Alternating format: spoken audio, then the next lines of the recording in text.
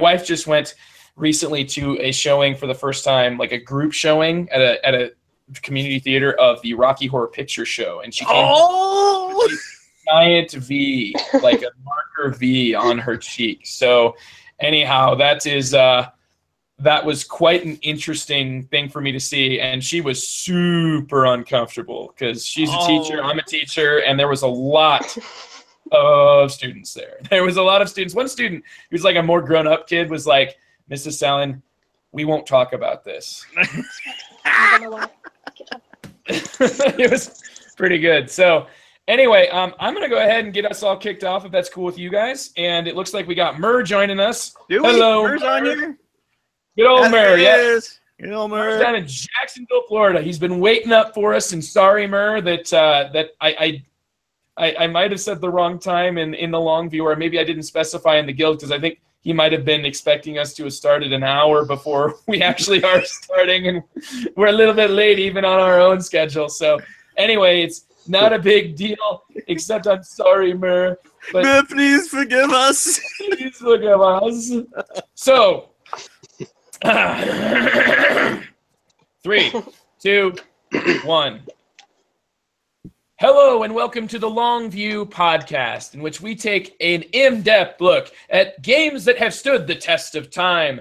Today's game will be none other than the drafting classic 7 Wonders with a nice little civilization theme. We are joined by extra special guests making their podcasting audio debut, Whitney and Wes from the Hexagamers. Whitney, Wes, how are you all tonight? We're great. Good, thanks. Thanks for having us. Yes, welcome. Welcome to the Long View. So I'm really excited. We're going to be touching on a lot of different topics here because 7 Wonders has been around long enough to have 3 expansions, if you don't count the smaller bits and pieces they've released on the side, together with an entire spin-off for 2 players and an expansion to that. So we have no dearth, no shortage of content to keep us talking all night about 7 Wonders. I'm also joined, as always, by TC Reed, my partner in crime. How you doing, TC? Sup, Joe? Good to be here. Single-handedly keeping Portland weird by watching all 6 Chucky movies. With my 7-year-old. All right, we have listeners that are going to take care of that DHS call now. So, yeah, that's TC. You're wonderful. If you've ever watched any of the other content that me and TC put out together, TC is now a full member of the other podcast, The Good, the Bored, and the Ugly, that kind of takes more of a topical view on different things. We've had the gaming family, the Reed family, which is very much into gaming. His wife Carissa, his daughter Kate. You guys, you really keep Portland weird on the table for sure. Yeah, my daughter's still killing me at Legend of the 5 Rings with her unicorn clan. Dear God, I hate unicorns right now.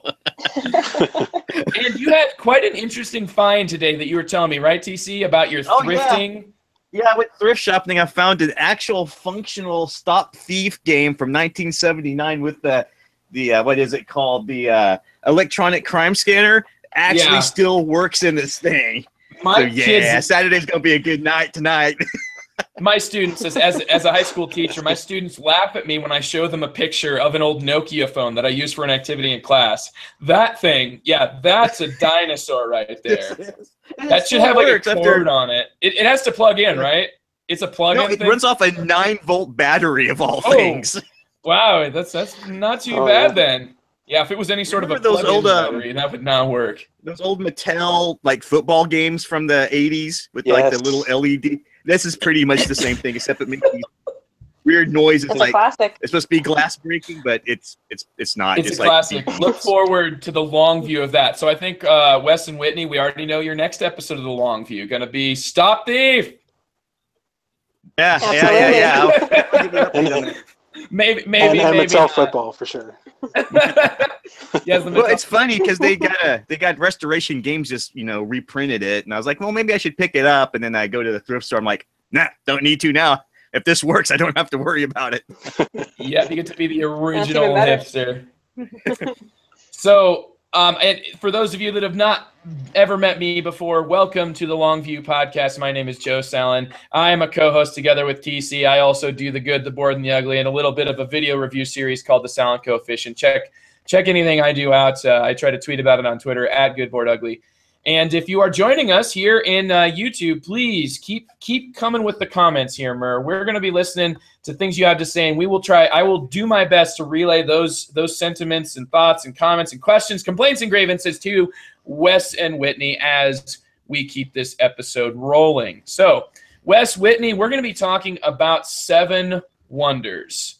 Seven Wonders is kind of a staple. Would you guys consider it? And I'm sorry if I say, you guys, I mean, y'all are from Canada, and here, I feel like every time I say you guys, my mother-in-law in the back of my head says, we're not guys. so now I say you all because my mother-in-law from Atlanta is you all. And then all my students look at me like, you say y'all? What? Where are you from? Anyhow, whatever, the two of you, would you consider Seven Wonders a gateway game? No, honestly, I think it's a great game, and I think it's something that people should have in their collection. But when it comes to learning card drafting and deck building, I wouldn't go as complex as Seven Wonders. There's a lot going on. It's an amazing game, and there's a lot of amazing components about it. And like you said, it stands the test of time. But I think when you're looking at something that's going to introduce you to those elements, you need to go a little bit simpler. Yeah, for sure. We've introduced some friends to it that maybe aren't into gaming as much as we are, and we got a lot of blank stares, and like just trying to explain the basics of resource management, and it might be just a little bit advanced, just a little bit. Obviously, it's no. Sushi Go is probably one of the basics. That's a good one to start with. Yeah. But we tried to introduce my mom to it, and she was like, Nope. I don't know. Nope, I'm done. Just I shut can't down. do it. Yeah. Can't do it. Yeah. So we kind of gave up age one. That was it. Oh, it so mimics my experience with the game as well. I've heard it called a gateway game by people, and there's individuals that feel that it makes this perfect gateway game. I'd say more of a next step.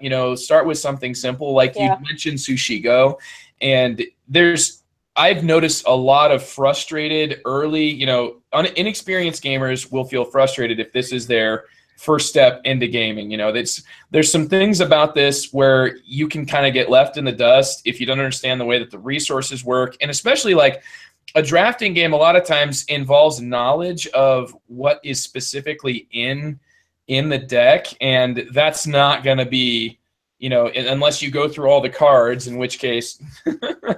Good luck remembering that. Good luck. Yeah. It's always interesting to teach this one to first-time players, because trying to explain how the sciences work is like teaching algebra to people who don't understand math. So we've got squares over here, and then over here you've got sets. And it's just like just get this blank look. I'm like, just go for the blue cards with the. Don't worry about that. You don't have to do any multiplication. Points. That'll be fine. No exponents. You're all good there. There's some interesting exploration. These are here, points. though. Points good. Yeah, points good. I think that's kind of precisely why Sushi Go might be what I would suggest as well. Like, when somebody's going to bring up drafting. However, Seven Wonders is really pointed at for being kind of a quintessential drafting game, because everything really is tied specifically to drafting. It isn't like you draft and then do this and then do this. A lot of games sort of adopted drafting. I wonder how much of that was in the wake of Seven Wonders. I think that, Seven Wonders is somewhat influential, but I think that might be even predating Seven Wonders, where drafting has been used to sort of balance what would otherwise be a random card draw. I think, though, that Seven Wonders is one of the first to really focus on the mechanic, explore the mechanic, have different sort of aspects to what you can do. And so that's what's made it such a classic game. And so that's what's kind of put it on our radar, right? That's what you guys, what you specifically, when I reached out to you and was like, what would be a good game to talk about on the podcast? What would you guys like to talk about? And it's like, well, there was this gaping hole where Seven Wonders should be, and I think that it's such an excellent one for us to discuss tonight. Would you please? We agree. Yay! All right, well, we can proceed with the episode. Great. Otherwise, it's going to be a very short episode. It would have been okay. Yeah. It would be very short. It's great. Done. Settled. Yeah. Problem solved. Play Sushi Go and sit. No. So could you all tell us a little bit about your experience starting off with Seven Wonders and, a little bit about the game in general? I guess whenever we get around to it, just, you have the floor now to introduce the game, if you will, and tell us a little bit about what you think, Seven Wonders specifically does to distinguish itself from the crowd. Do you remember the first time we played Seven Wonders? We were at our friend's house, and none of us had played it. And we were trying to learn, and it was all blank stares. And we were all trying to figure it out, and we ended up watching a YouTube video of it. Do you remember that? Right, yeah. And that was the best way, I think, for us to learn. It took us probably about half an hour, 40 minutes to figure it out. And once we played one round, we finally went, okay, light bulb goes on, and now we get how to play. Yeah, once you get that initial feel for how the game flow works, not knowing what's coming up or not knowing the best strategies, it doesn't matter. You're going to learn over time.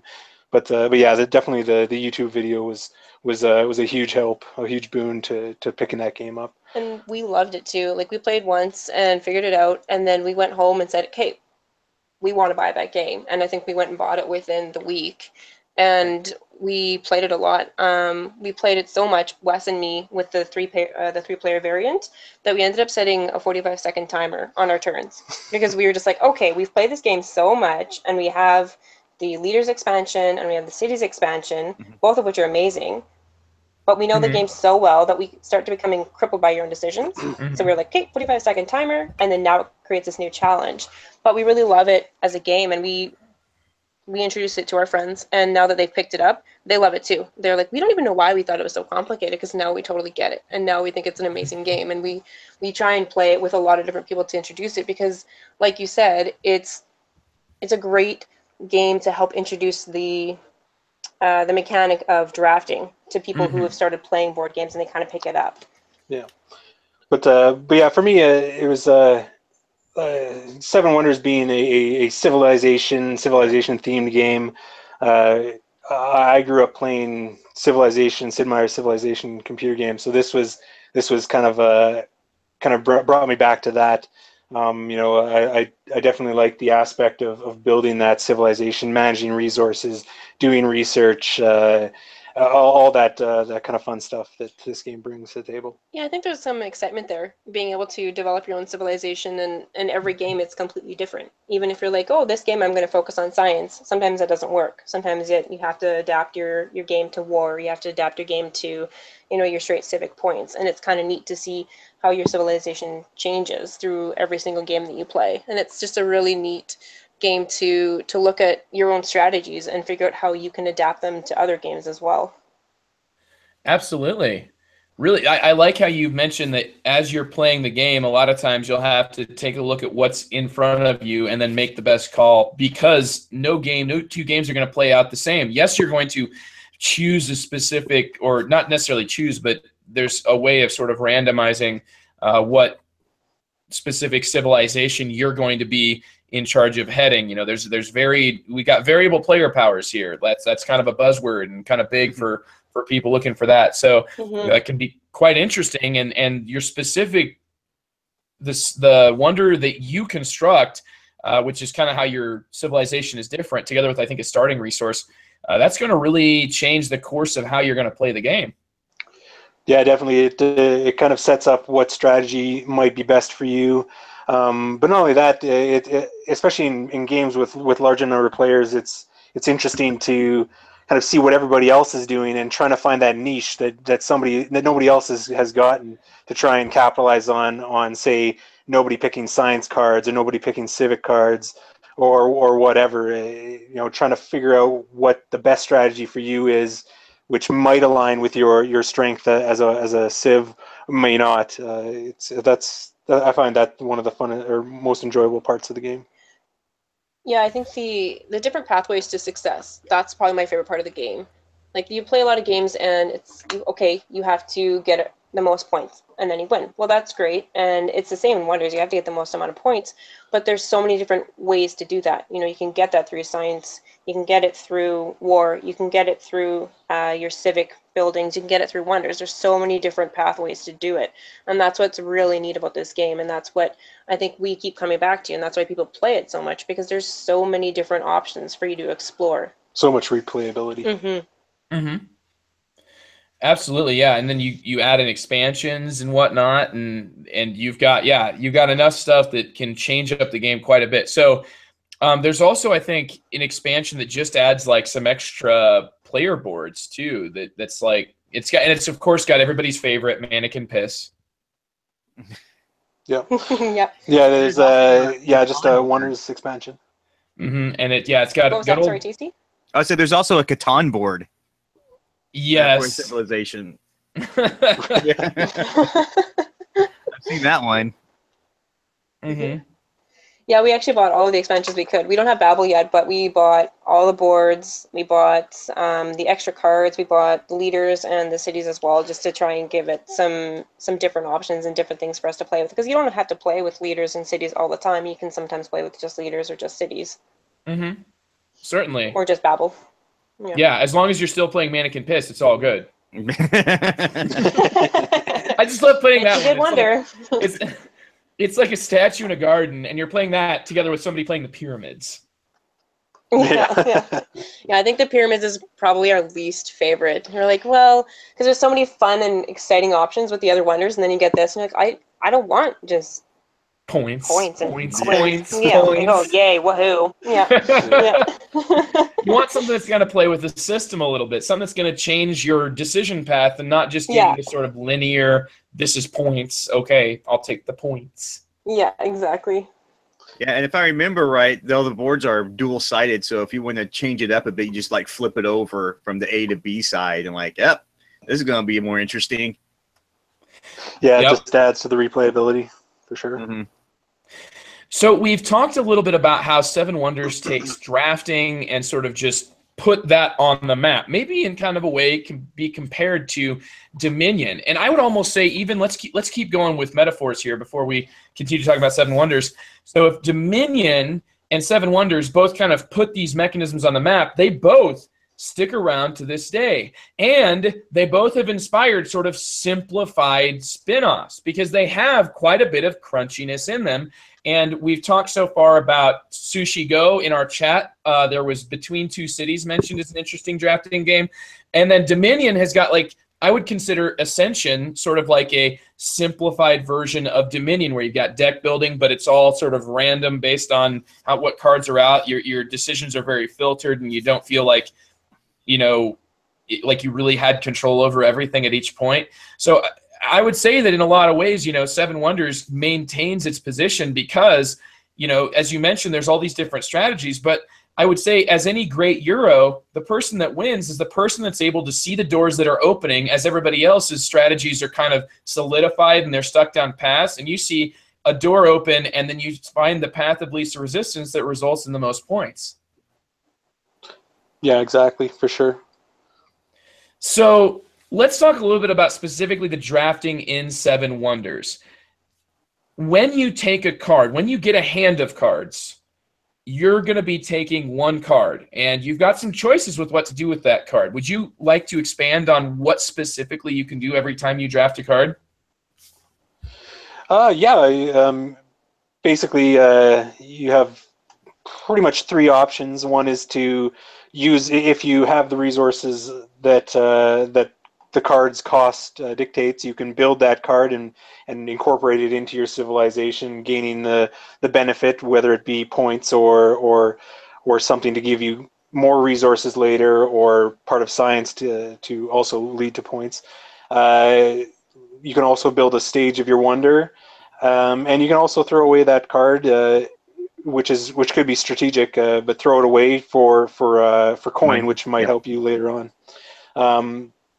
But I think to expand on kind of the strategy of making that choice, it does come down to will this card, or is there a card in my hand that's going to benefit me greatly, Is throwing it away gonna benefit me later by having an extra coin? Do I need to build my Stage of My Wonder, or do I want to screw over the guy next to me because I know he wants this card? And all of those options might end up being the one that you choose that best suits your game in that scenario. And that's something we find a lot too with the 3-player variant of Seven Wonders is, the 2-player variant of Seven Wonders is when you have the third ghost player. It becomes kind of a dumping ground for hate drafting, and that's when you take a card that you don't really want, but you don't want your opponent to have, so you just give it to the other player. And we do that a lot. We'll have to like build a wonder, or we just go out of our way to really try and screw each other over because that's what we do. So we love each other a lot. Is a big part. Right? It's Yeah, not it is. be It all really end is. all though. The spotlight is not necessarily on it. I think it can become more that way at lower player counts. Now, I tend to like it when it's really balanced, like at about a 4-player count, 3 or 4, where you've got the ability to have an idea of what cards could be left in that hand. Because in a 7-player game, let's be honest here, it goes up to 7 players. That's awesome. But I'm not interacting in any way with the people that are all the way across the table from me. Like, it's so far to draft that I'm really not paying attention to what they are. And the only players I'm really paying that much attention to are my left and right. Yeah, I totally agree with you. I like the 4 and 5 player. I think that's the ideal number. Yeah. Yeah, I agree. So to compare what you guys were saying, so like, there's interesting decisions with each card. Like, cards are meaningfully different. It's not just like this card is a 4 strength, this card is a 5 strength. Another drafting game that came out recently and actually got quite a bit of attention is called Medieval Academy. And I was really disappointed when I played that because it was just like, okay, this is a pink card. If I want to take a pink card, there's a 4 and a 5 in this hand. There is no conceivable reason I would not take a 5. Like, it is, there's actually less choices than seen. Here in Seven Wonders, each of these cards does a kind of a different thing because you're not just drafting cards to get points. You're building a tableau that you're going to be continuing to benefit from or suffer from if you are anything like me when I play this game, or suffer from what my opponents have. As the game continues, you're going to play through 3 ages, right? So what kind of things can you expect to see from cards in Seven Wonders? There's quite a few different cards, and they change a little bit through the ages, right? Because you play through 3 rounds. You've got age 1, age 2, and age 3. So not all the cards are going to be available in every age. And so you've got things like your resources. So you've got wood and ore and brick, and those are your resources that you can use to build or to draft other cards.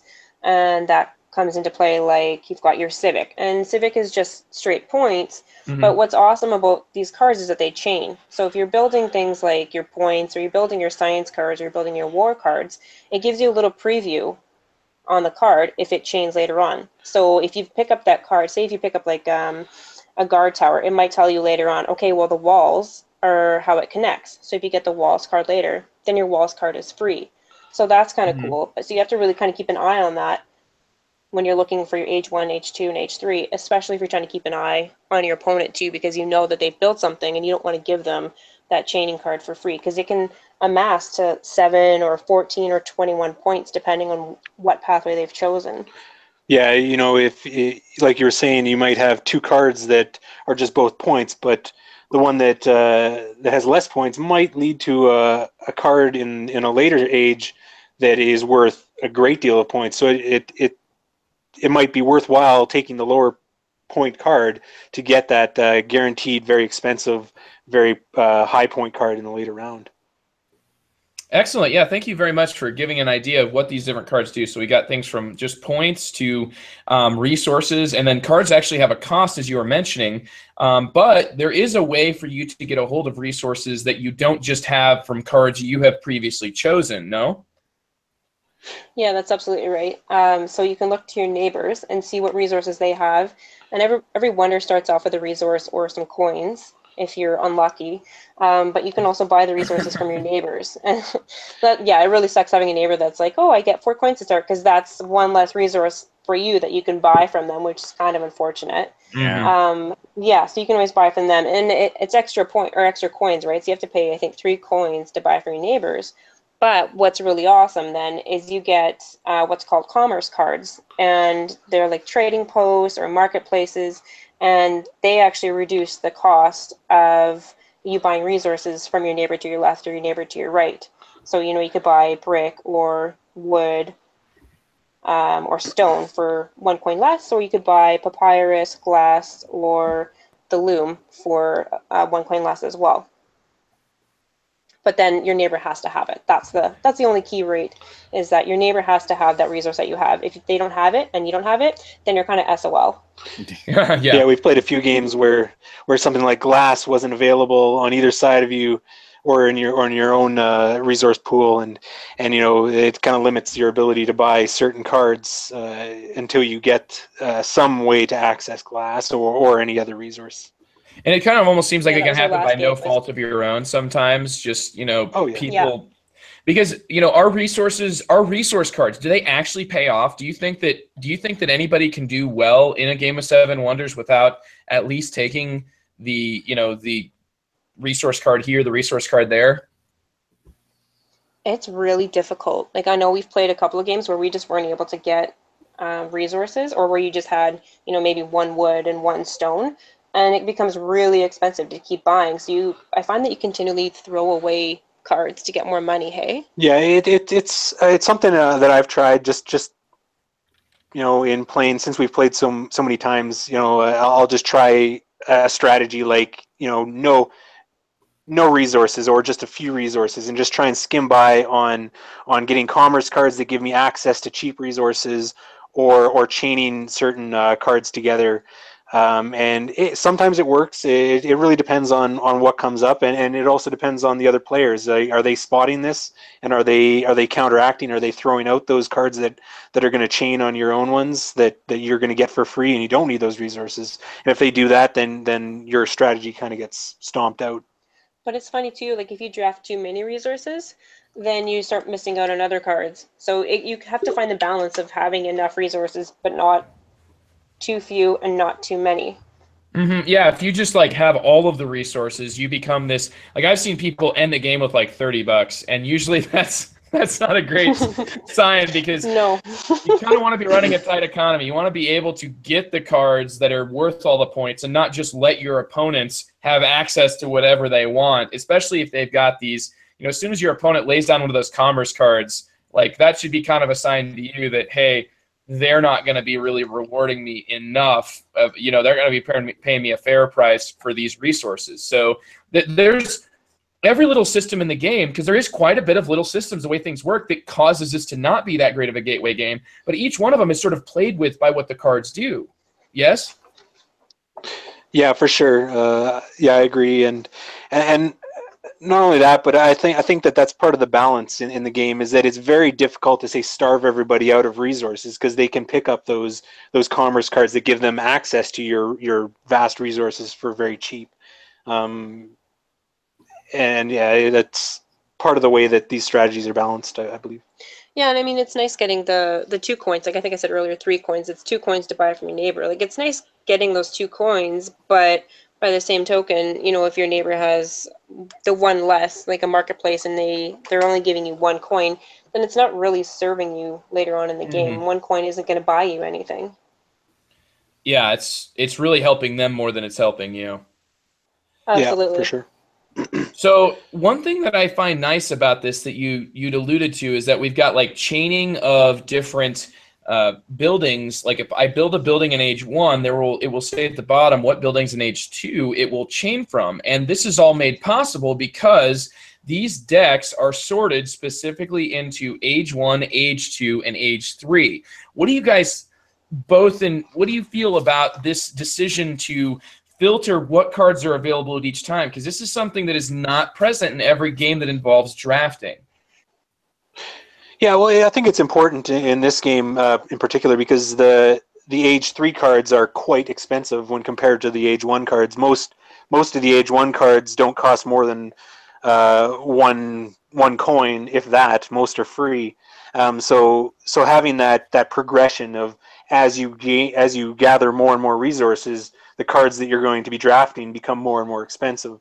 That kind of makes sense to me. You know, as your civilization and in the theme of civilization, as things progress, things get more expensive. You're building greater and greater things, and so not only does that make sense in terms of the game, it makes sense in terms of of the theme. The theme, I guess. Yeah. Yeah, executing the theme. Yeah. Yeah, your civilization is growing. So we've also got war abstracted in this game, and it's quite abstracted. Yeah, it is. And you know, honestly, I'm going to tell you, I hate war in this game. It's very effective, and it's very important in some aspects, in some areas, but I hate it. It's such a freaking pain to have to pay attention to war, because I don't really like to build war cards. I like to focus on science, or I like to focus on civic and commerce. And then Wes will be like, here's 2 shields. And I'm just like, mother F, now I have to go and find a freaking war card and play it, because now I'm going to start losing points later on in the game if I don't pay attention to the strategy, and it drives me nuts. Yeah, and I think that goes back to the balance, right? It you know, when somebody's kind of running away with the game because they're getting all of the civic cards, or they're getting just the right science cards, you can start dropping war cards that can kind of force them to make certain moves and drop some of their other strategy, and that's, I think that's another key that makes this game so great, is that, you know, even when luck is kind of in somebody's favor, it doesn't mean they're going to win, because there are so many other options to victory. Hey, you were talking about not liking war there, Whitney. Yeah. Is it with one of the expansions you can get like a little dove to put out of you? And you're like, no, you're not attacking me. You're attacking the person to my left. You can go eat a brick. Yeah, it's with cities. It's with the diplomacy. Cities expansion. Yeah, we love it. Actually, I think it's really neat that they do that. One of our last games that we played, we did the 2-player variant. So we had the 3rd player was drafting all of these war cards. And I ended up picking up a diplomacy card, and that just means that player isn't in war for that round. So I played the diplomacy token, or the diplomacy card, for the 3rd player, and then all of a sudden, all of these war cards that they drafted were completely useless, and it was awesome. Wes was kind of pissed off, I think, but I was like, yes, this was the best move ever, because I didn't lose, 5 points. Yeah, my wonder in that game gave me one of the stages gave me diplomacy, so I was hoping to be able to use the 3rd player to attack Whitney, and then she just took him out of the play. So. Yeah, I was actually playing 7 Wonders a few years ago with that expansion, and I was just hammering the person to my left with war, and he threw that out, and I ended up hitting my wife instead. I was like, oh no. She didn't take that person. She's your wargaming partner, TC. She was fine. I know. It's just kind of like this inadvertent, what's that bird do? Oh, it means I hit my wife instead? Oh, she's going to love this. She was probably sitting there on your shoulder like, that's actually really cool. Attack him, TC. And then all of a sudden it's like, TC, you're not supposed to attack me. What you attack? What have you done? That's dynamic, that's for sure. So my view of the war is that it's kind of like doing the wave. Like, we all kind of stand up, and it's a bit like an arms race, right? Like, if I get 1 war, you need 1 war. And the game specifically snowballs to where your Age 1 cards have only 1 symbol, your Age 2 have 2, and then Age 3 has got 3. So it's like, even if you were the best at war in Age 2, you're going to be stuck with, opponents that can easily jump up on you, as you would expect, as technology is increasingly becoming more and more efficient at developing ways to, kill and dismember and do awful things to your opponents and other civilizations. So it's got an interesting sort of flow that I think that to really win at war, you just need to have opponents that aren't paying any attention to the fact that you have only like 1 more than they have. So like, that's the real winner, because if I get a bunch of war, you get a bunch of war, we're next to each other, we are kind of doing the whole MED, mutually ensured destruction. Yeah, and I think some of the best wars that we've had too are when we're kind of doing that back and forth. Okay, I've got 2, and now you have 2. Okay, I have 3, and now you have 3. And then all of a sudden, the last card you pick up, you're like, oh, yes, I have a war card, and they don't have anything, and you play it, and it's just like, flip the board. I was doing so good, and then you just messed it all up. Yeah, and I find the kind of further to what you were mentioning about everybody one-upping each other. I find it does end up being like a wave where one player decides, I'm going for war, and then their neighbors have to go for war, and then their neighbors have to go for war to kind of catch up, and it's just like this wasted effort because everybody picks up a one war card and then it becomes null. Yeah, and nothing happened. It would have just been better just to not pick any war cards at all. The war never becomes an issue if someone throws down that first war card and everyone's like drafting those things like crazy when they come around. Like, oh, here comes TC. Yeah, there's my 3 war thing. Ha ha ha. Oh crap. How do you all feel about the decision to make war worth points in the positive to the player that's winning the war, but to put a governor on only -1 point regardless? Like you're talking about, like, it's winning a war is worth 1 point, then 3 points, and then 5 points respective versus, depending on the rounds. However, the negative points do not continue to scale. Is that something that you all feel is a valid point there, or do you think that's something that just makes the war a little bit less enticing?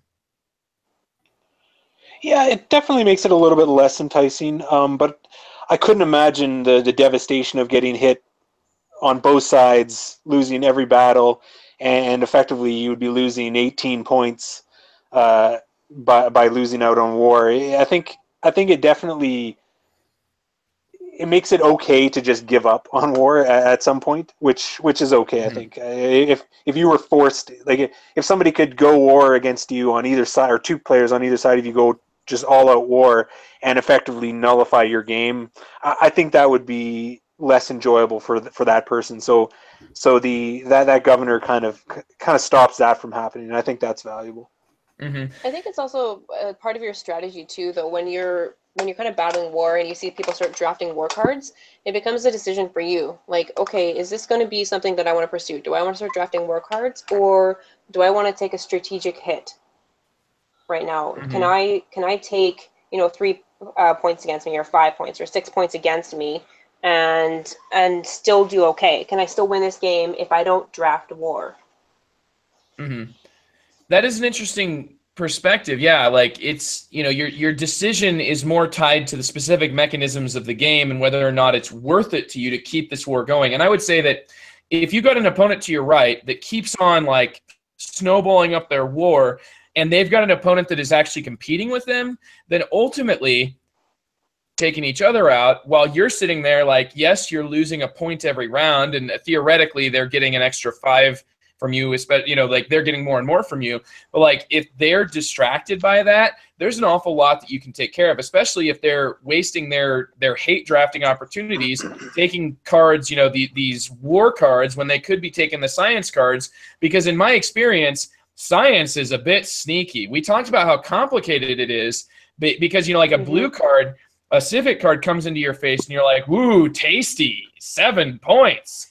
And it's pretty obvious how much it's worth. When you get science, whoo, that can be scary. I've seen games won on science alone. How do you all feel about the way science works in the game? I like it. I find that it's like you said, right? It can only really become a big factor if people aren't paying attention, or if they're distracted by, say, war.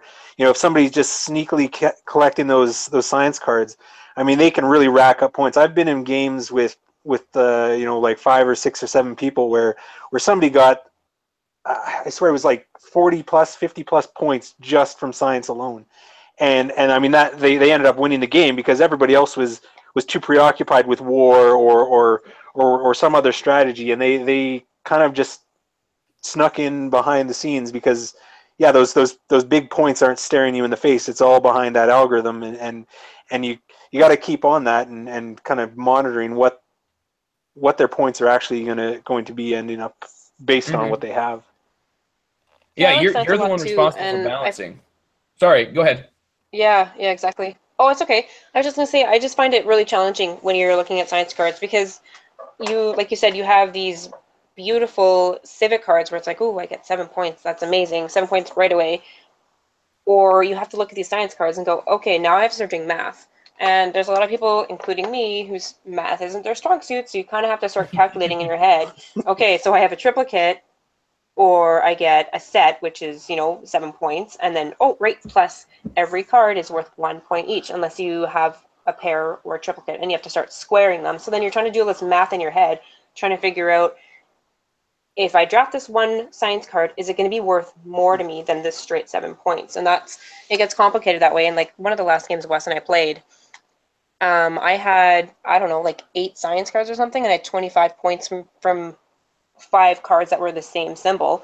And Wes was sitting there doing the math for me, and I was like, okay, sure, I'm going to trust you because I'm totally lost here. Like, there's just so many points. But I think it's a really cool mechanic of the game.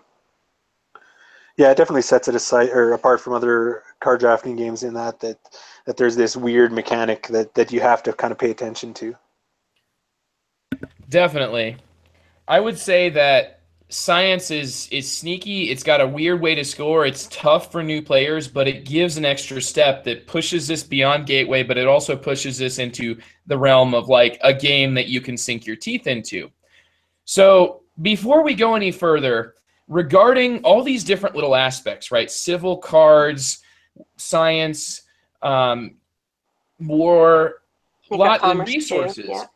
Economic cards, all these things are just little pieces that come together to call to mind a civilization type game. And when I say a civilization game, there's like a whole, I would call this almost a genre in and of itself, of games in which a player takes control of a civilization and plays them throughout the, going through the wheels of time. Now, there's lots of different complexities of civilization games. I got my first start like playing computer games with Sid Meier's Civilization, and that's a really cool game that's even based on a board game. And now since then, there's been a game based on the board game or on the video game that's based on the board game. And anyway, Civ is a really interesting category.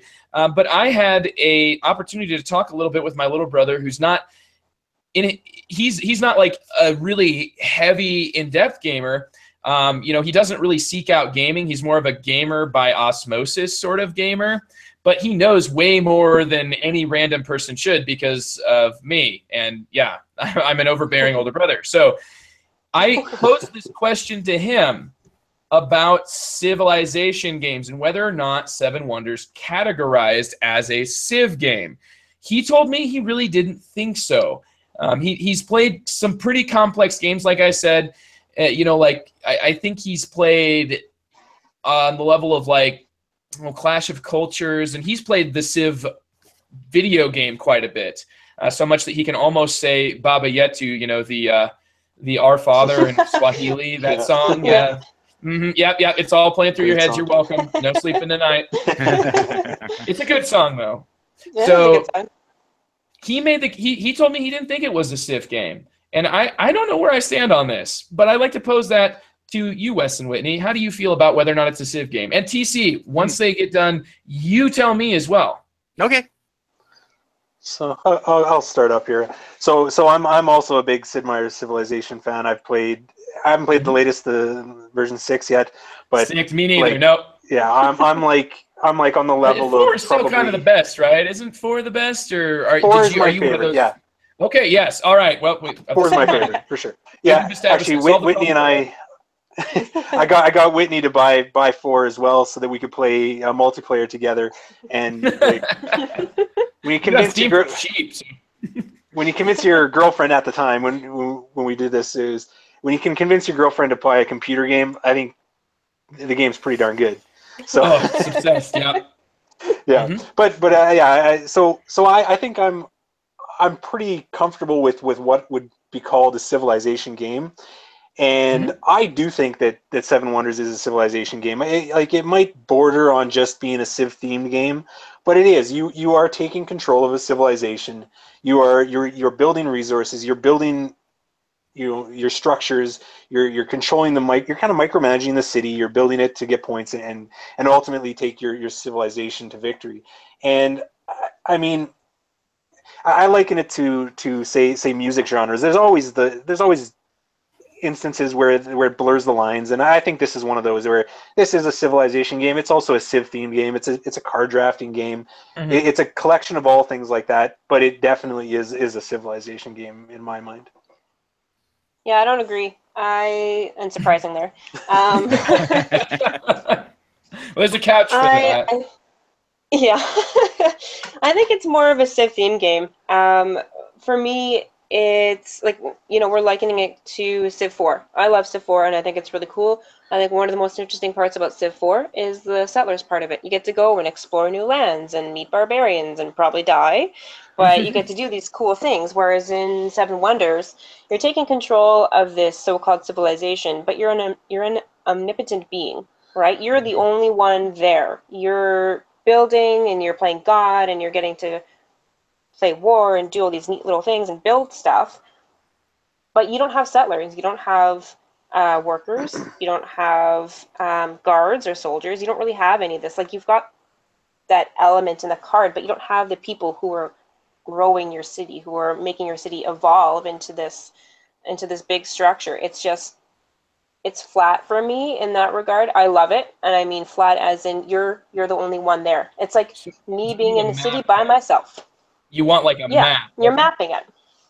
Yeah. Yeah, and that's something that I've seen, others kind of espouse, is that they need a map for it to be a Civ game, and I agree that makes it more Civ-like, but I don't think that's a criteria. I just think it's the lack of people for me. That's the biggest element. There's nobody there except for you. Yeah, but the cards are an abstraction of that concept, right? Like when you build a lumber yard, there are workers there I don't know, chopping down trees so that you can build your marketplace or whatever it is. Maybe you need like a plastic miniature to sit, like this. Now take the plastic miniature for your quarry worker and put it on the card. Okay, it's a Civ game. Then it's a Civ game. Then it's a Civ game. I need them equal.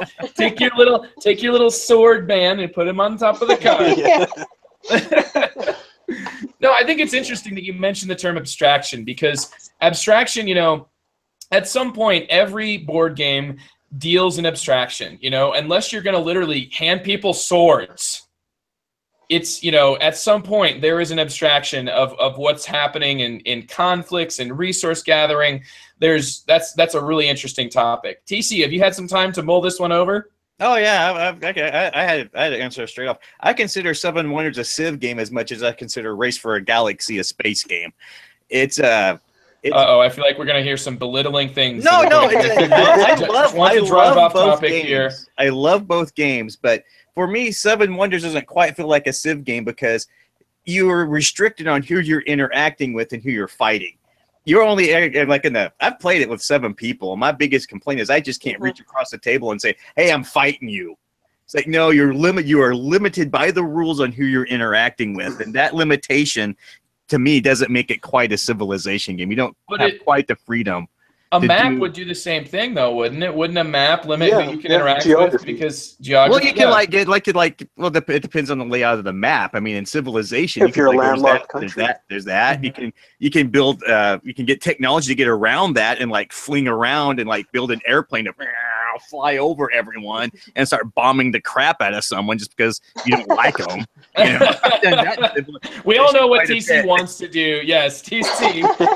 TC is the reason that war in this game only gives you -1 to lose. Yes, it's like TC. But Seven Wonders needs nukes, and then it'll be a Civ. But it's such a fantastic. That's a really interesting idea, though. Yeah, it's such a fantastic thing to throw on top of the game because it's a huge selling point for the game. You start adding leaders and cities, and it's abstracted, but you're building. I mean, it's not more as a civilization game. Is I'm trying to build a wonder, right? I'm like, dude, if I can build a wonder in this game, it's fantastic. I'm like, yay, I built my wonder. It's an interesting topic though, and this just hit me, and I'm sure that it's something that I'm just so thick-headed I didn't notice. It's, this is entirely focused in the ancient times. So, I mean, your nukes, you're still building the Colossus in round 3, right? I mean, you're not going to be leaving ancient times. So your ability to leave your specific area and interact is maybe specifically tied to that, though Though, I mean, Alexander the Great did a hell of a job not staying in his home territory. So there's a lot of different angles here. Yeah, but as far as But, that might be kind of a cool idea. Sorry. Yeah. Go ahead. Oh, no, go ahead. You're the guest. What is the next one? TC's going to design the next 7 Wonders. It's going to be like, 7 Wonders of the modern world. Nuke. Yeah. Well, here's what happened with 7 Wonders is that 7 Wonders, me and Chris, we played the bejesus out of this game, and we loved it, and we still like it to a large extent. But what happened with 7 Wonders is it led us to other Civilization games. For example, I don't know if you know this, the designer of Here I Stand, Ed Beach, he was a lead designer on Civilization 6. And a lot of the frustrations he had with that game, he threw into Here I Stand, because up until Civilization 7 or 8, there was no religious conflicts in a Civilization game. So he designed a board game with that system in mind. And so, yeah, we went from like Here I Stand to this monster of a war game thing. And Carissa just lost her mind. She was right up her alley, her time frame and everything. So yeah. But it was a good jumping off point to discover what other games that we would be interested in. Nice. Yeah, and it might be kind of an interesting expansion for Repo's production to explore is what you're saying, TC, is you can't reach across the table and engage in war with somebody else. So maybe that could be a cool idea for an expansion is they have cards that you can incorporate that allow you to engage in war with somebody who else is somebody you wouldn't be able to reach otherwise. Like I don't know how that card would look, but it might be kind of an idea there, Whitney, if you random. Don't mind. Yeah. The expansions actually, in a way, the most recent expansion, Babel, which I think, as you mentioned, like is not exactly available to you.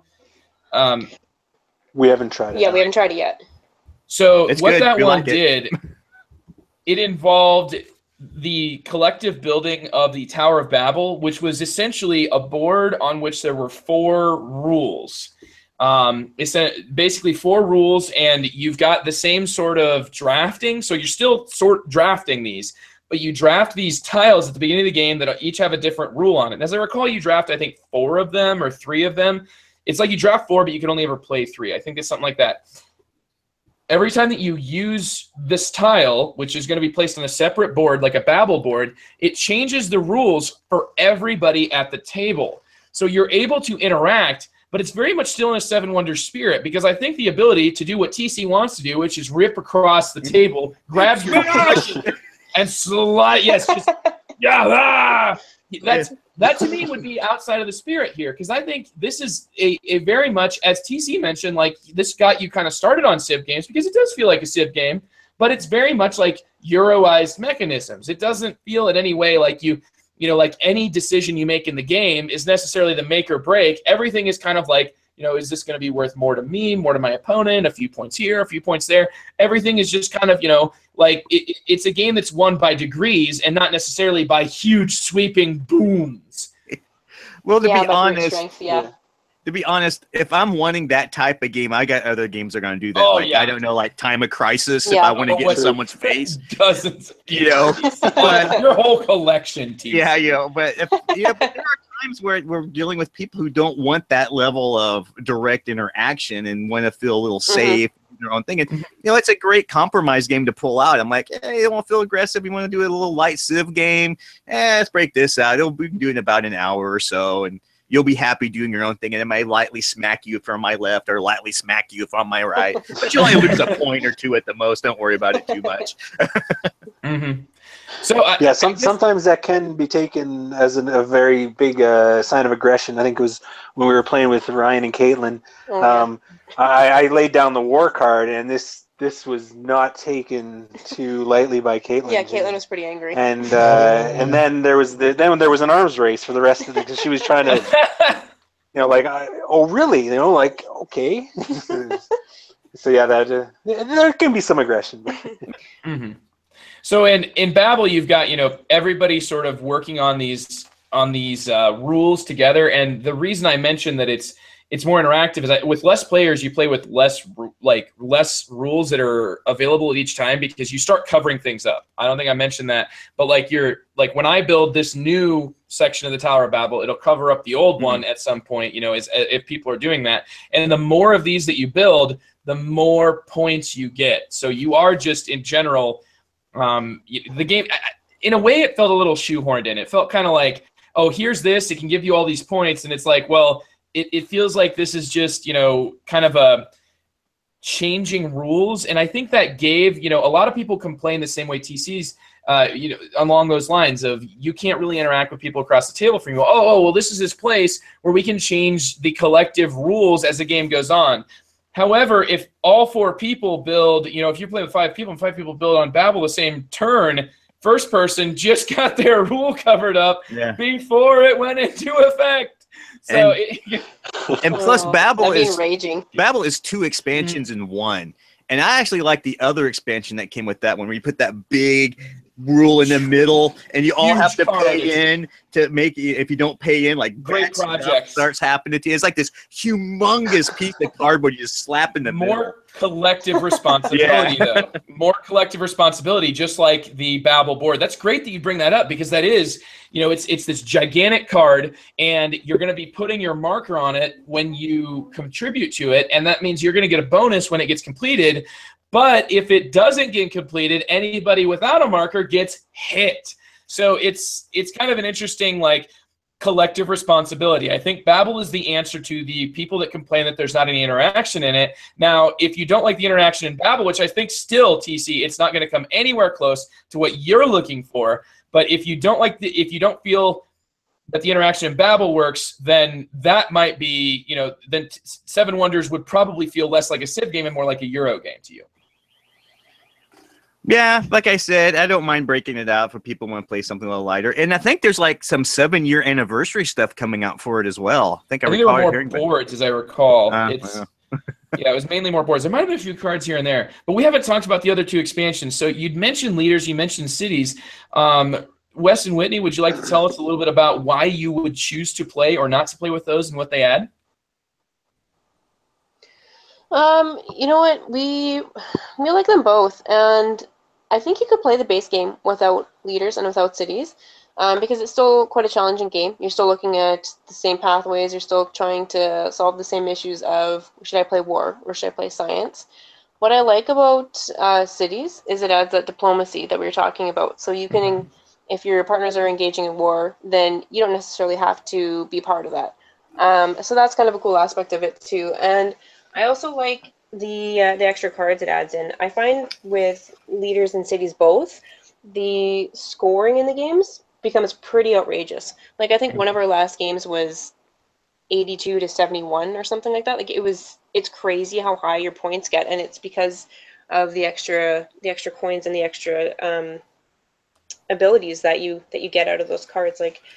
So with leaders, it's kind of neat, and it's hard too. You get 4 leaders cards, and then you can only really draft 3. You draft 1 before the end or before the start of each age, and then you have to have the coins for that. And Wes and I have done that a lot, where we're playing and playing and playing, and then we get to the end of the age, and we have 1 coin, and we're like, "Son of a! I don't have my coins for my leader that was going to change the game." I just did that recently, where I forgot to save 4 coins for my tablet, which was one of my leader cards, and then I couldn't triplicate my science cards, so I really effed myself out of some points. So that's kind of neat, and you get these little bonuses and stuff out of the leaders, and I find it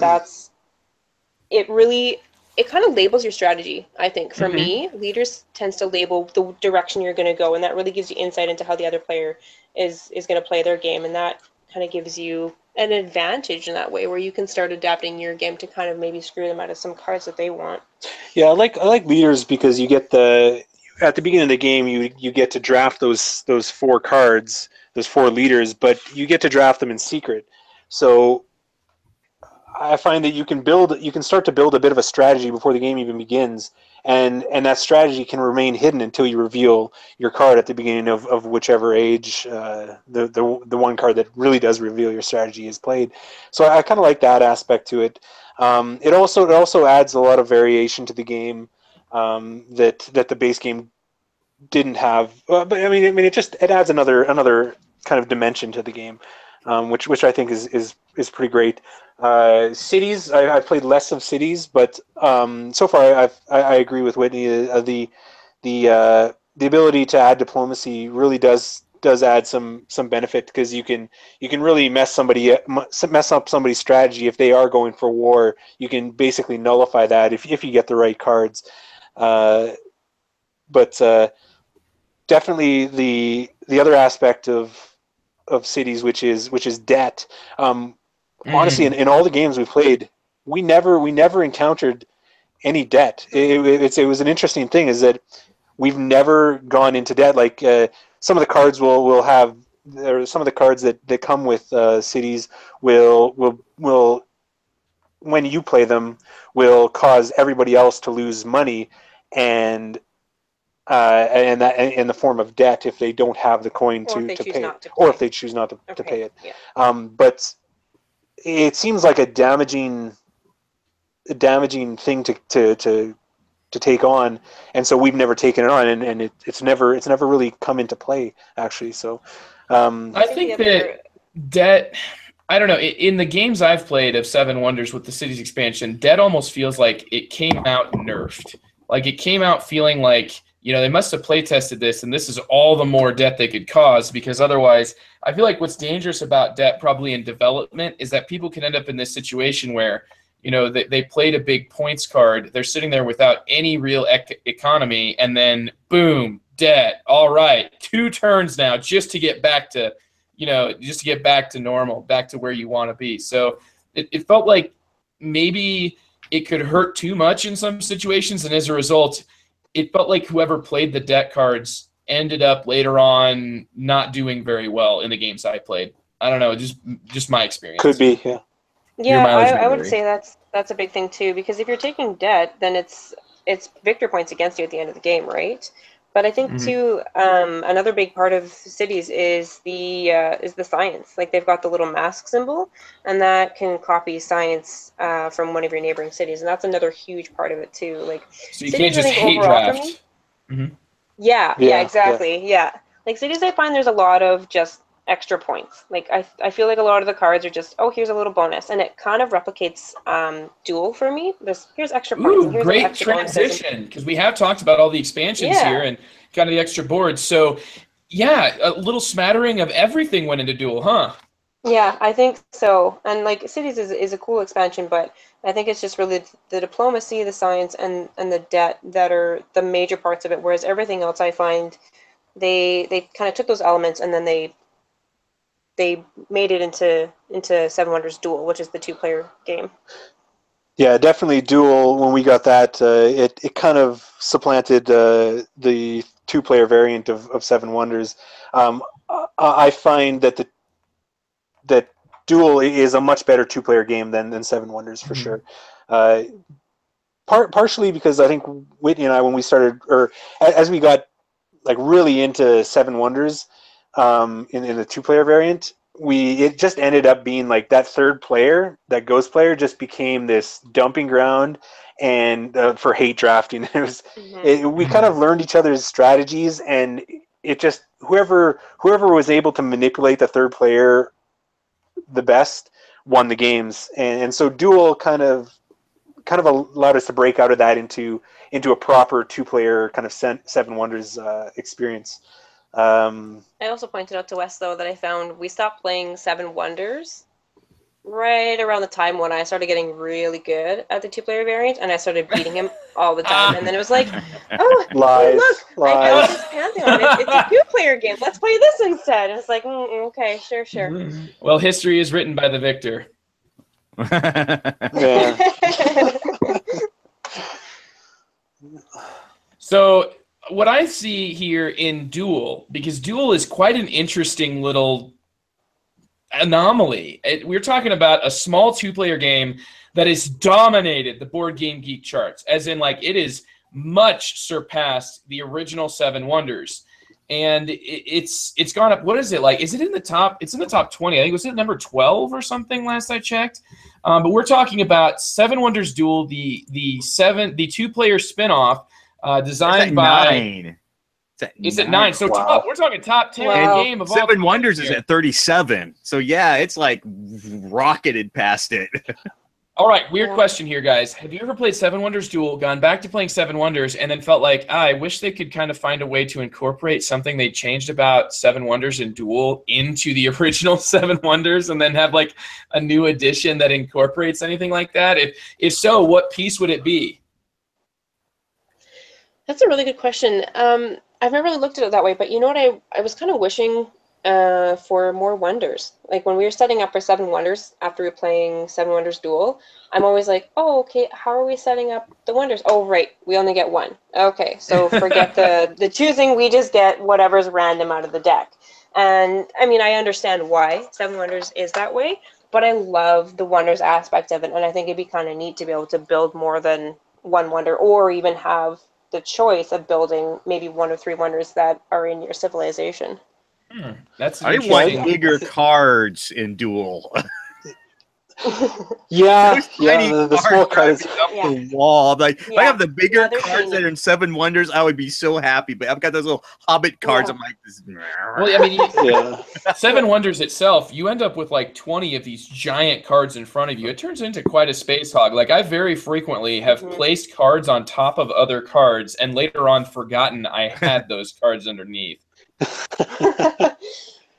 Yeah, I almost did that the last game. I moved something, and I was like, "Oh, that's major points that I need later on." Good to know. So one of the main things that Duel does is it turns all these different aspects that are getting you essentially points in Seven Wonders, and it turns them, instead of their, sort of quantified point system that you get from Seven Wonders original, here now a lot of these aspects have been turned into a race of sorts, where there is a goal to hit. Your wonders themselves are a race of sorts, once a certain amount of wonders, there will be one player who can't build all their wonders. So you've got to kind of race, like, who's going to be the person that builds 4 while the other person's only building 3. You're still 7 wonders, right? And there's actually 7 wonders in every game, unlike, a less than 7 player game. What any other things you guys can think of that would go along with the way the war works in Seven Wonders Duel, where you can just win the game if you just peg that track out. And then we see debt as well. We see debt tokens that are being employed in Seven Wonders Duel as well. In war. Yep. Yeah, it's breaking the bank. That really sucks when you move the war track up to a certain point and then the other player starts losing coins. Yeah. That hurts a lot. That's really, really crappy. Really choke you, So, but it's a really good element of the game. Yes, I agree. I'm right there with you. I mean, I don't know if it's clear, but I'm a big fan of tense, tight games. So when I say this can choke you, to me that's like, yes, choke me. That's right. I get it.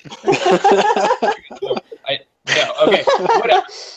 But the one of my favorite aspects, to move along from that topic, I think we get the point.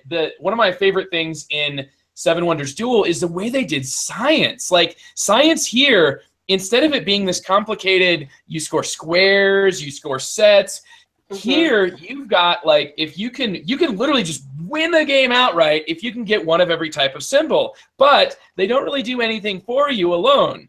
However, if you can get 2 of the same symbol, you get to choose from all these different upgrades that actually can help you monetarily or just give you points in the case that you can see that the game is actually going to go its entire length. We haven't talked about how the game can end prematurely. Well, I guess I just mentioned it, but war can end it, science can end it. I mean, there's, this game feels, it's a tense, it's race, you're racing to things, you're, the way the cards are drafted, we haven't gotten into that, but pick your pick. From all these topics I've thrown out, what are we going to talk about?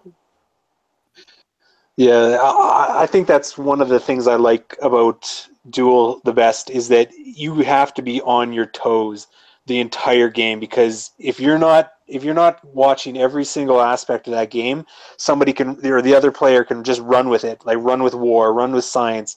They can take that game in quite a small number of moves comparatively. There is no, well, this game is going to take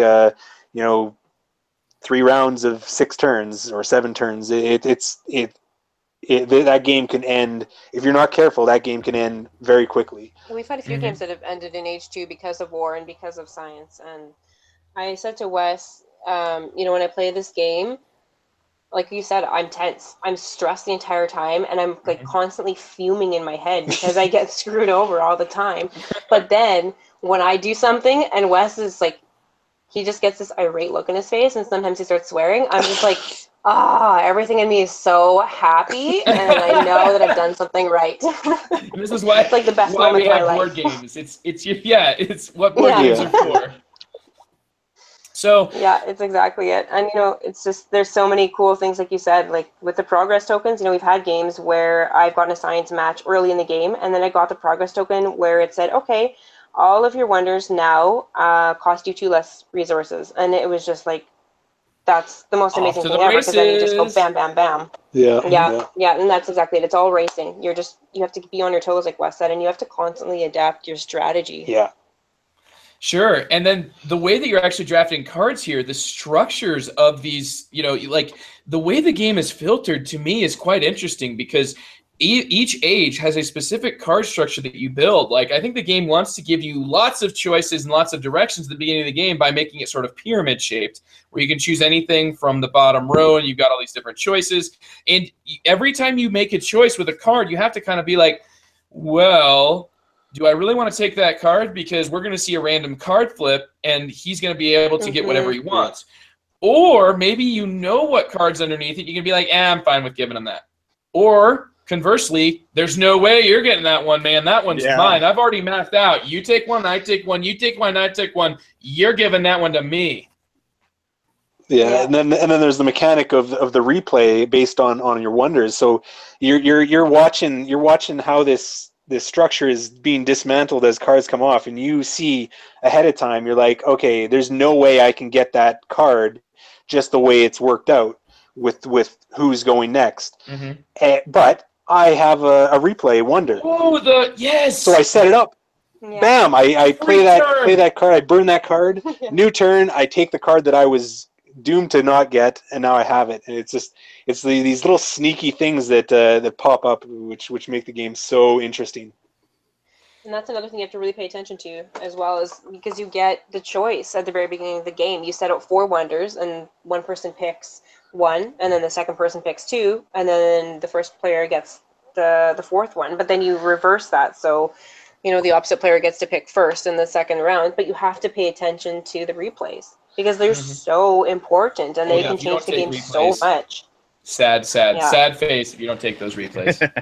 yeah, it's totally detrimental to your game. But it's funny, like, based on what Wes was saying, is we found after we played Seven Wonders Duel for a while, we started finding there was a pattern to it. And like, we really enjoyed it as a game, but we started finding there's a pattern, and it's like, okay, we can almost kind of predict now who's going to get what card, or who's going to win based on who gets to go first in which round. And so when we started playing with Pantheon, we've never gone back, because Pantheon adds this extra element where you can start drafting cards from Pantheon, and you get all these different bonuses to it, and it totally changes whose turn it is and what cards you get to play. Excellent transition. So Pantheon is the expansion to Seven Wonders Duel, and it adds an extra... This game series is just so interesting to me, because you got the board from the base game, and somehow it like interlocks with the expansion boards, right? Like, these are clearly planned expansions from turn 1, from game 1. Yeah, absolutely. And I think that just adds to the interestingness. The allure. The allure, yeah. Is that these things, like, everything about these games, even Seven Wonders, like, the art is just beautiful. It's so nice. It's such a nice looking game.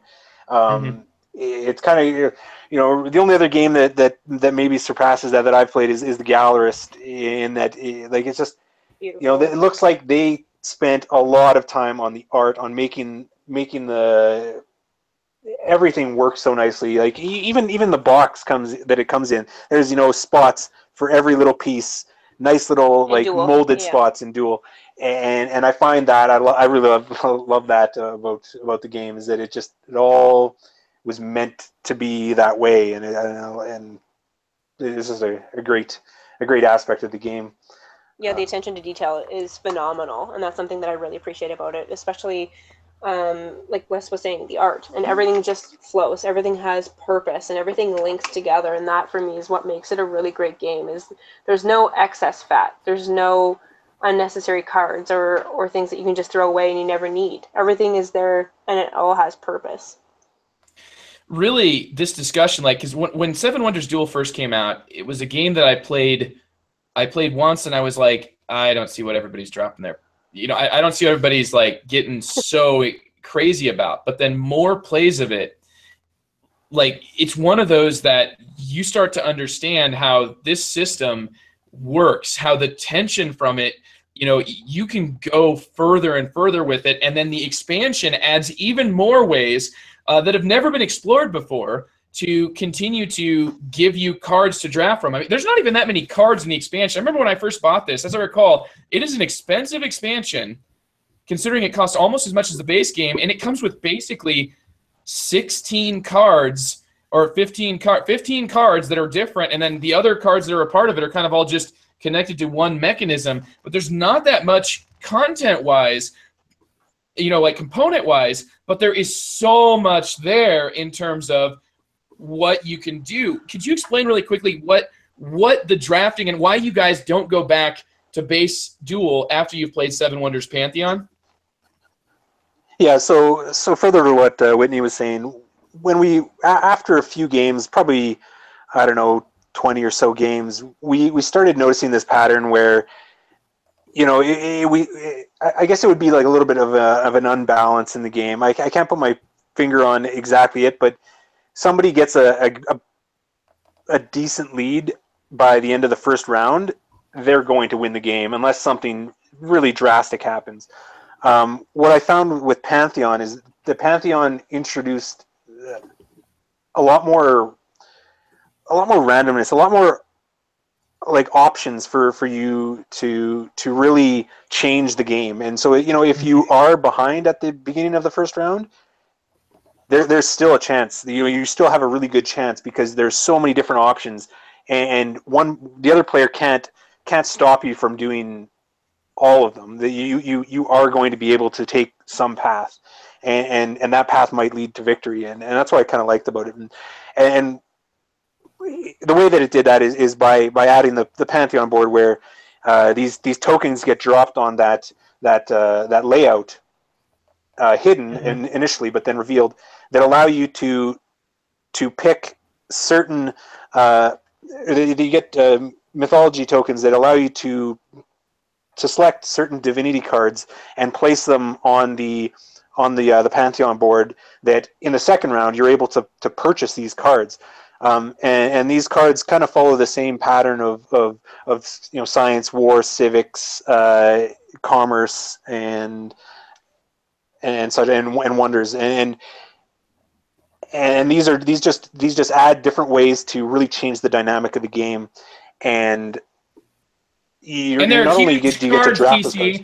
They're big cards Yeah, they for are. you, Yeah, TC, yeah, so okay. you can stop complaining about They're that. even bigger than they're even bigger than the ones in Seven Wonders. So they stand out quite a bit. They're still not your great projects, TC. So now you could always supersize the game, though. Actually, I think that guy lives up in Seattle. The guy who does all the supersizing things on the Dice Tower. The guy that loves The Simpsons and makes the giant garbage can style cards.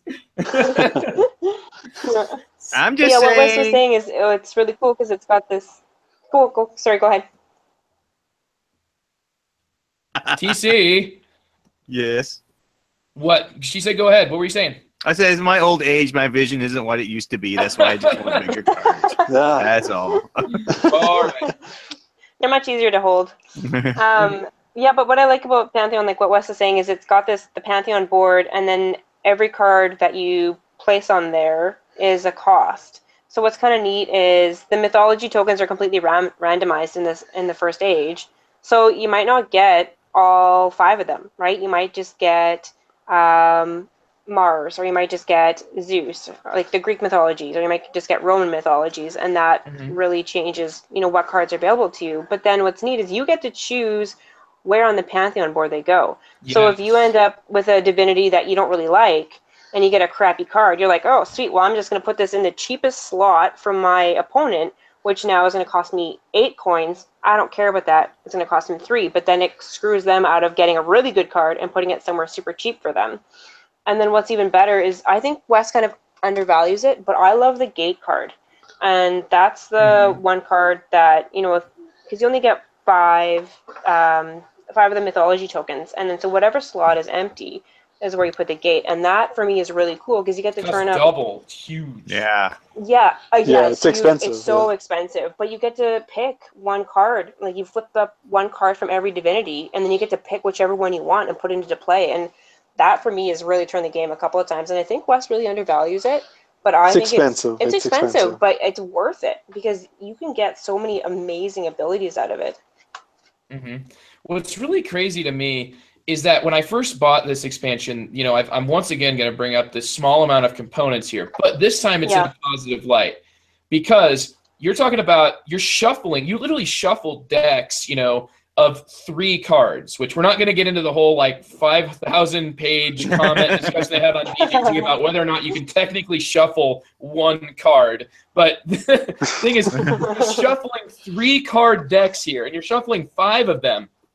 But what I failed to realize when I was so shocked by like, I can't believe I paid $25 for this, was that the game, what the game has done is in lieu of giving me tons and tons of content and options, what it's given me is more control. Like the amount of control you have over not only, you know, knowing where that card came from, what potential things it could be. Like there's a really good idea of what those cards are, even if you didn't get a chance to look directly at it. There's just so much control this game gives you in terms of what, you know, because if you can know theoretically what cards are in every deck, especially once the first card comes off of there, you're like, well, if it's not this one, I know what the other 2 are. Yeah, exactly. Yeah, and if you were the one that actually got to pick the divinity card to go onto the Pantheon board, you know what's on top, so you know what's going to flip with the gate card, for example.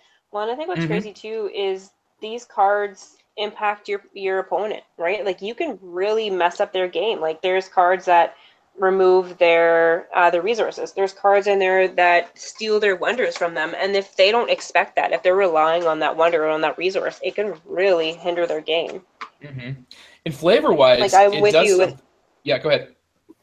Sorry, I was gonna say I'm with you in the cost. You know, like Wes went out and bought the expansion, and I think it even cost us more because we're Canadian. Of course, everything costs more here. But I think like Wes came home and he's like, "Oh yeah, I bought this." I'm like, "Are you kidding me? Like this is all we get out of it? Like what a ripoff!" But once I realized the impact that it had on the dual game, I was like, okay, totally worth the cost. And Murr in our comments has said the same thing. He echoed that, like, it is, you know, it's once you do it, you never go back. Yeah. I was mentioning earlier the flavor here, like Seven Wonders base game. None of the expansions really explored the, you know, the mythology that is so interesting and that people take, you know, there are people who study and, you know, like from a very young age, all the different mythologies, which in this case, I mean, there's the most interesting mythologies to me were like, you know, Baal and like the Phoenician gods, because I was not familiar with them. You know, when I saw Zeus and Aphrodite, it's like, yeah, I know those. And then you even had like Roman ones too, which is like that put them in the 2 separate ones, but they had kind of, you know, because they could kind of be mirror images of one another. They had different ones in each one. Roman more to focus on, I believe, more like warlike, and then Greek, as I recall, is it more economic? No, Egyptians are more economic, I think, or Egyptian. I forget. Anyway. Yeah. The Egyptians are kind of focused on the wonders, and then Greeks are more like your points, and then like kind of impacting how you do the like the cards, and then I think it's the Phoenicians are more of the commerce. Yeah, Phoenicians are commerce. Gotcha. And Mesopotamia are the science. It's really just interesting to see a card with Zeus on it, though. You know, that wasn't explored in the Seven Wonders base game. So I'm very much behind that. There's another little piece that we haven't mentioned.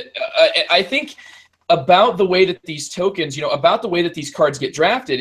What's interesting is that a lot of times the game can become sort of like almost like it's a passing affair where it's like we both want this card that's underneath a different card. Neither of us is willing to take the card on top because it'll open us up to the opponent.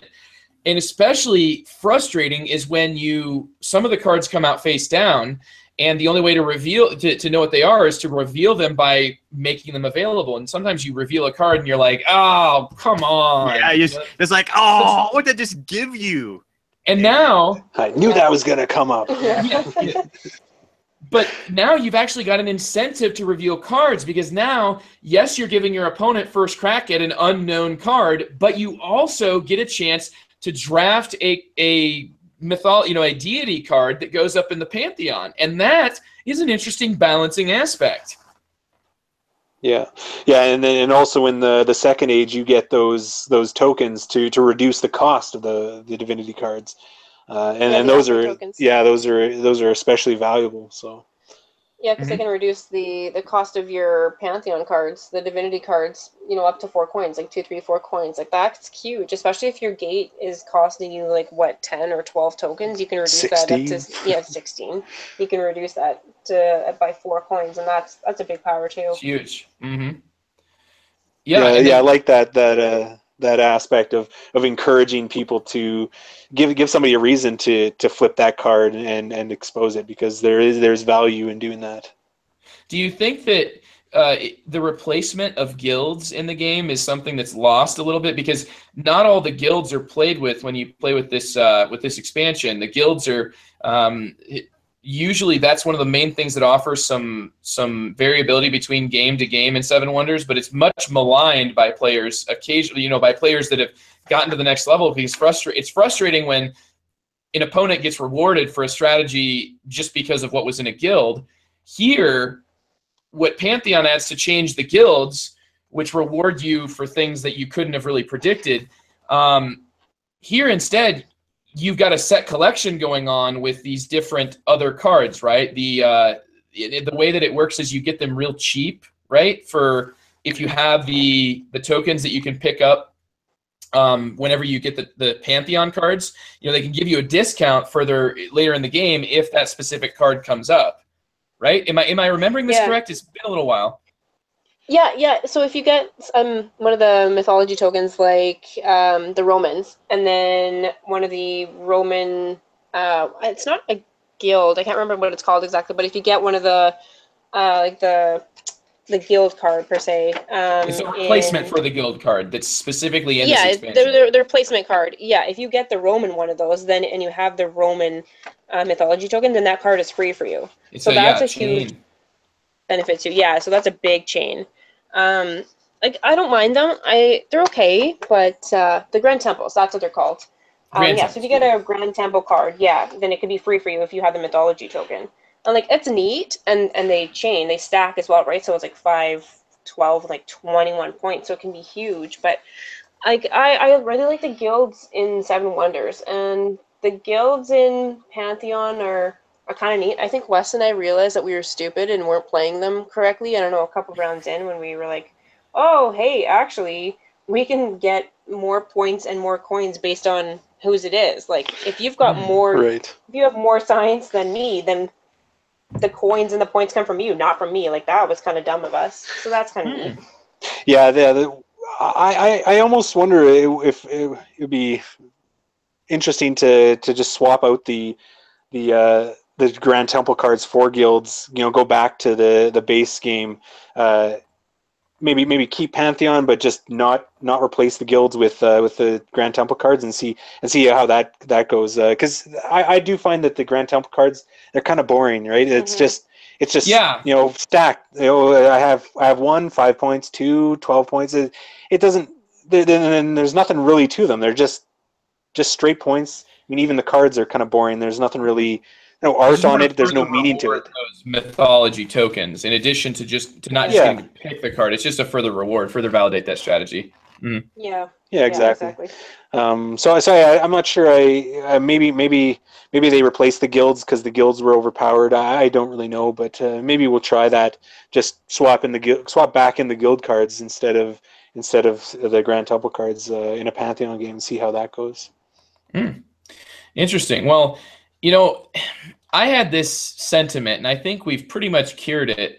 But I still, part of me wonders, when I look at the top 10 games on Board Game Geek, at this point, 2 of them, and actually 3 of them, and probably more, number 1, and I believe number 2 and number 9 are all sort of like new and improved editions of a previously released game. And I wonder, to what degree is a rating changed or increased by when a player plays the game and they're already familiar with the system? Does that make any sense? Like if I've already played Pandemic and I try Pandemic Legacy, you're not going to get those people that dislike the game because the learning experience was frustrating, or like learning is just a dangerous experience with any game. If you get a bad teacher, or if you get somebody like in Pandemic's example, that plays the game for you, or somebody the alpha gamer.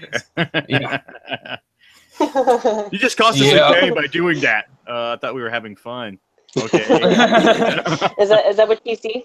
TC, is that what you are? You're an alpha gamer? No, I let people craft their own opposite. destruction. Yeah, I love people crafting their own destruction. I'm like, you sure?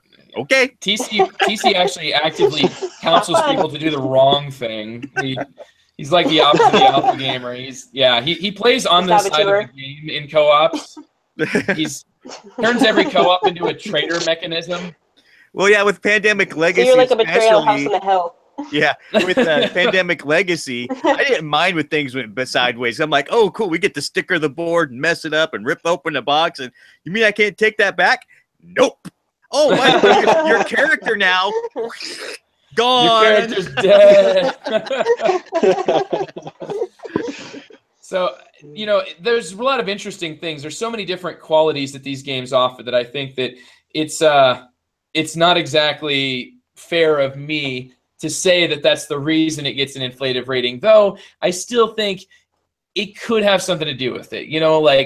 It's what's crazy about it, though, is the system enticed people enough to check out this new game. What's new in Seven Wonders Duel got everybody to try it. There were things that it offered that was not just, like, hey, it's a new edition of Seven Wonders, this is what's different about it. You've got it, on the other side of that, you kind of have to reinvent the system to a point where people who already own it are going to feel the need to go out and get it. So maybe there's two edges to that sword that I wasn't acknowledging. So anyway, I planned to mention that earlier, but at this point, yeah, you guys have won me over. Yeah, I agree with you though. It's probably a double-edged sword in that people are familiar with Seven Wonders already. Maybe they didn't like Seven Wonders because it was hard to learn, but they learned it. They have that bad taste in their mouth, maybe. Mm-hmm. And then Seven Wonders Duel comes along, and they're like, I'm familiar with this. I really actually do love this game. And so that gives them a bit of a jumping point. Not only that, but I think that there's an aspect of perfection, right? Seven Wonders came out.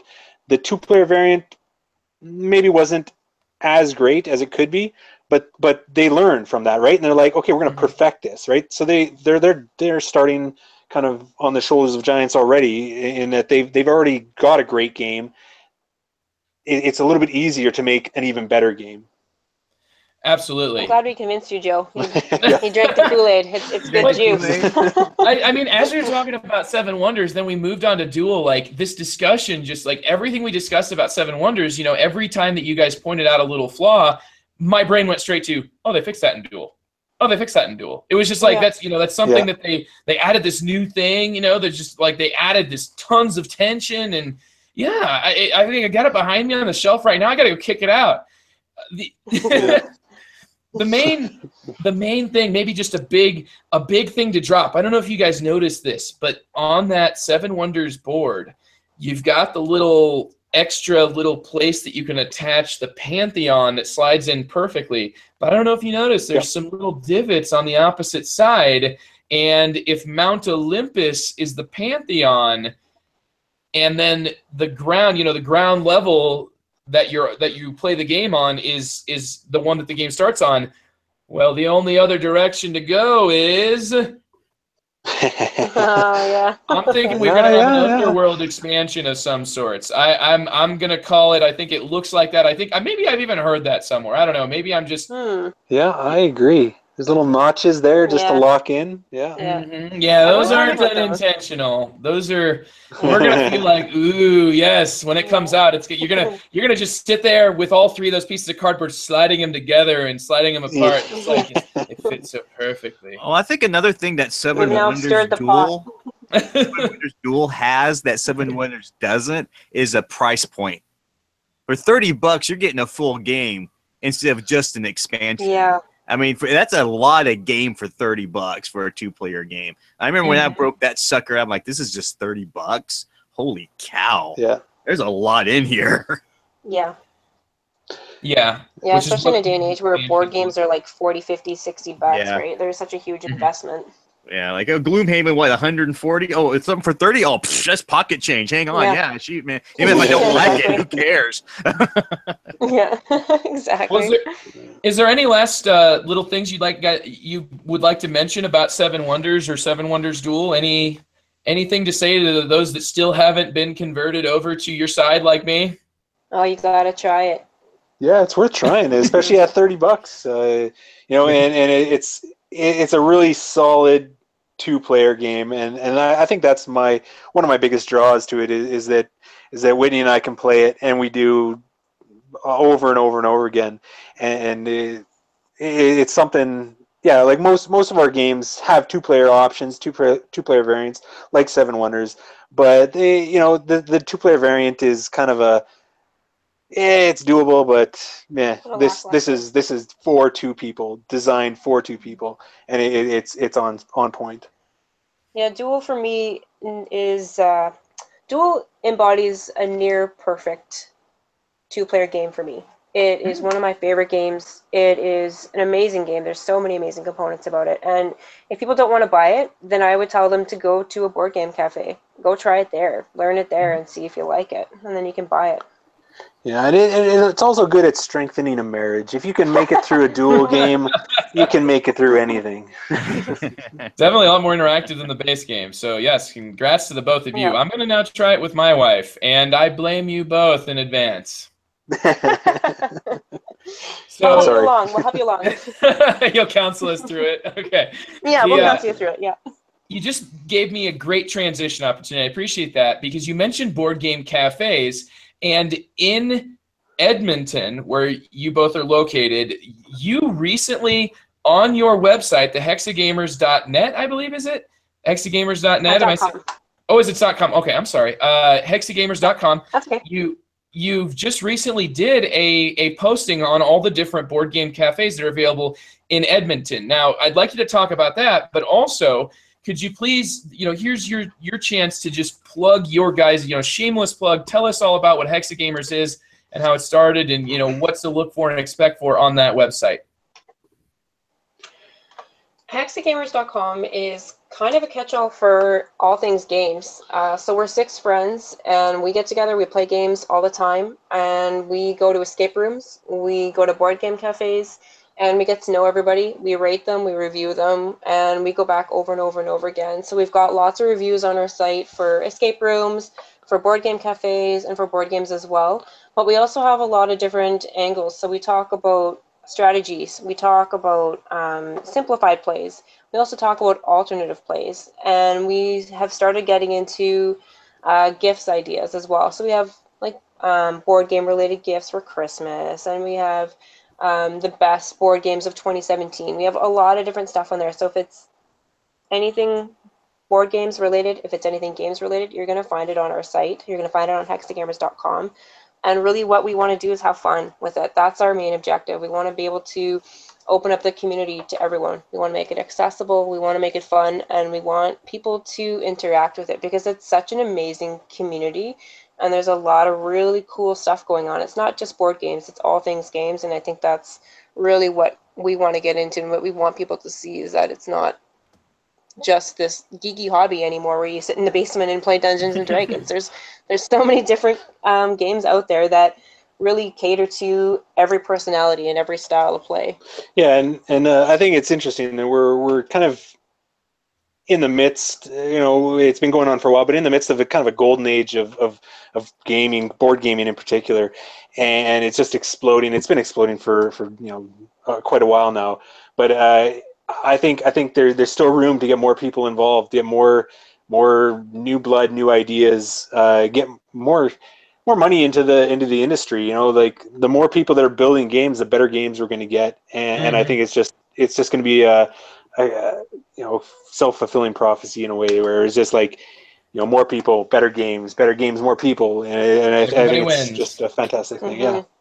Except in Seven Wonders, only one will win, and the other one gets the couch. And I will win, and Wes will lose.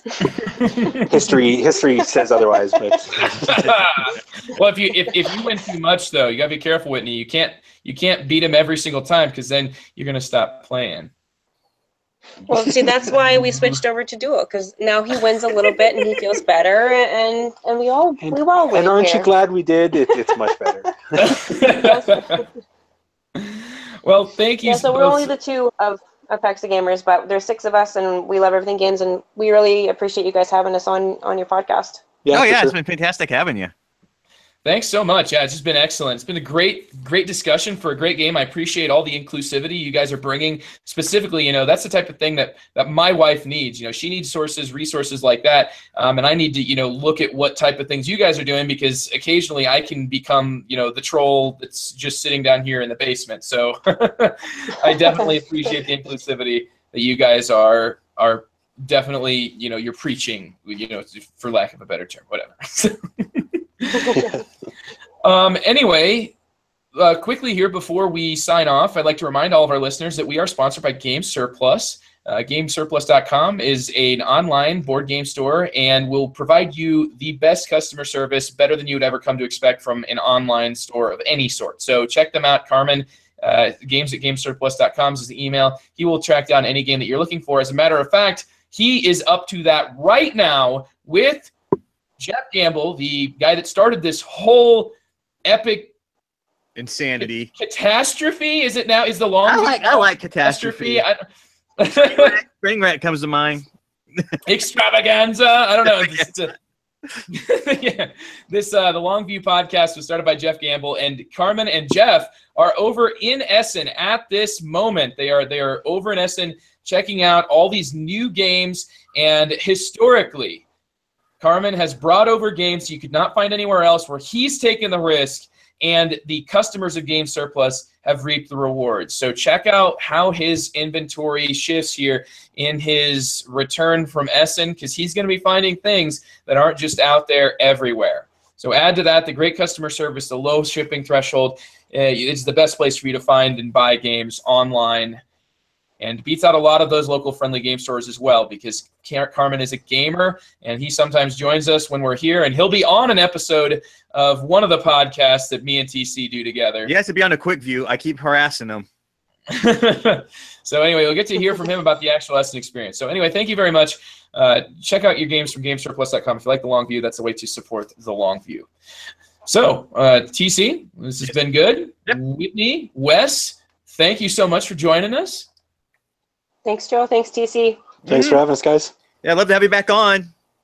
Yeah, we'd love to be thanks back so on. much. Anytime. Thanks so much to all of the listeners, and thank you very much for continuing for your support of the Longview as we've transitioned from Jeff to the new guard. And we hope that this has been an enjoyable episode for you. And if you are interested in participating in things with the Longview, or you'd like to talk about what direction you'd like to see this podcast head, check us out there on our guild number.